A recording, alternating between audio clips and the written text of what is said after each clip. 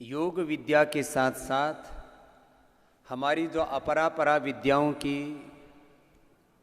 गुरुकुलीय जो बौद्ध परंपरा थी, भारत बोध के साथ, भारतीयता के बोध के साथ बच्चों को हम दो ही चीज़ें सिखाते हैं स्कूलों में। एक तो लैंग्वेज सिखाते हैं, लैंग्वेज भी इंग्लिश टूटी फूटी आधी अधूरी सिखाते हैं। संस्कृत हमारे बच्चों को आती नहीं है, परिष्कृत हिंदी आपके बच्चे बोल नहीं सकते। ये आदरणीय श्री एनपी सिंह साहब, ये संस्कृत का बोध हो या हिंदी भाषा का बोध हो या इंग्लिश जो कि एक विदेशी भाषा है, वैश्विक संवाद का एक साधन बन चुकी है, इन भाषाओं के एक श्रेष्ठतम बोध के साथ जो बात कर रहे थे और उसमें इतने गहरे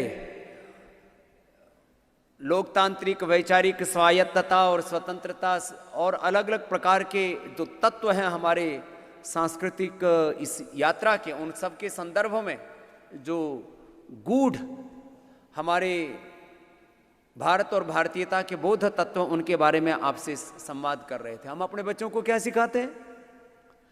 हम अपने बच्चों को सिखाना चाहते हैं लैंग्वेजेस, जिससे कि वो पूरी दुनिया से संवाद कर सकें और पूरी दुनिया के ज्ञान विज्ञान को के आदान प्रदान की प्रक्रिया में भागीदार हो सके।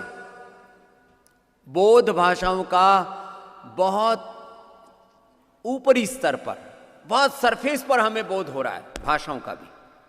दूसरा क्या सिखाते हैं अपने बच्चों को? हम जो भी इंग्लिश स्कूलों में भेजते हैं, कॉन्वेंट स्कूलों में भेजते हैं, इंटरनेशनल बोर्ड हैं उनके स्कूलों में भेजते हैं, विषय का बोध माने साइंस, मैथमेटिक्स, फिजिक्स, केमिस्ट्री आदि अलग अलग प्रकार के इस समय के इस युग धर्म के बारे में, साइंस, टेक्नोलॉजी, इनोवेशन, इन्वेंशन, आपके बच्चे को कहीं पर भी उनके अंदर ये कुंठा ना हो कि उनको इस समय जो संसार में घटित हो रहा है उन बोध तत्वों से कहीं वो दूर हैं।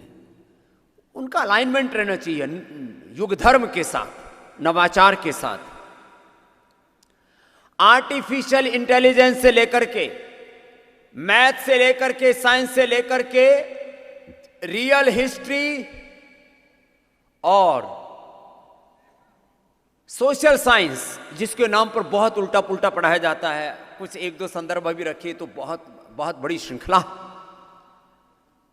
सोशल साइंस और रियल हिस्ट्री से लेकर के, रियल सोशल साइंस से लेकर के, मैथमेटिक्स में भी वैदिक मैथमेटिक्स से लेकर के, और साइंस में मॉडर्न साइंस के साथ में वैदिक साइंस का समावेश इस भारतीय शिक्षा बोर्ड के पाठ्यक्रम में है।